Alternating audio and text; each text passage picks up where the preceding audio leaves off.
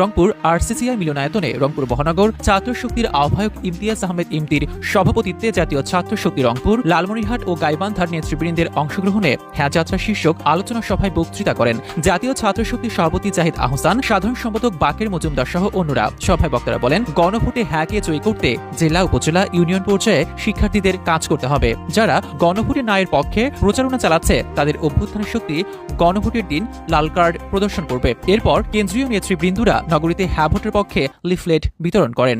জুলাই গণঅভ্যুত্থানকে বাঁচিয়ে রাখতে হ্যাঁ ভোট অবশ্যই জয়যুক্ত হতে হবে।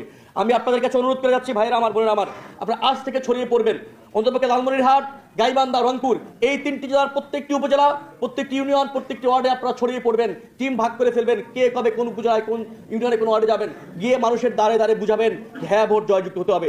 যারা না ভোট জয়যুক্ত করে বাংলাদেশকে 50 বছর পিছিয়ে দিতে চায়, 12ই ফেব্রুয়ারি তাদেরকে লাল কার্ড দেখানো হবে। অবশ্যই গণভোটে হ্যাঁ ভোট জয়যুক্ত হবে এবং এই হ্যাঁ ভোট জয়যুক্তের মাধ্যমে বাংলাদেশের মানুষ তাদেরকে প্রত্যাখ্যান করবে।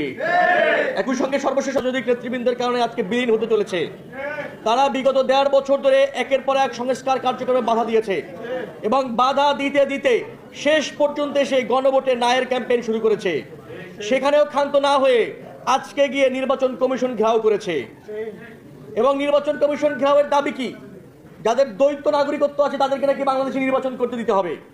যে নির্বাচনের পরে গিয়ে বিদেশে ঘুমিয়ে থাকবেন তাকে নাকি বাংলাদেশের জনপ্রতিনিধি বানাতে হবে। বাংলাদেশ যেন তাদের মামার বাড়ি, নির্বাচন কমিশন যেন তাদের ঘর, তিনি যা চাইবেন তাই হবে। আমরা বলি 5 আগস্টের পরে বাংলাদেশে যা চাইবেন তা হবে, এই দিন ফুরিয়ে গেছে।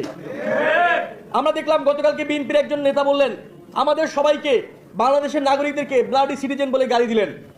যাদের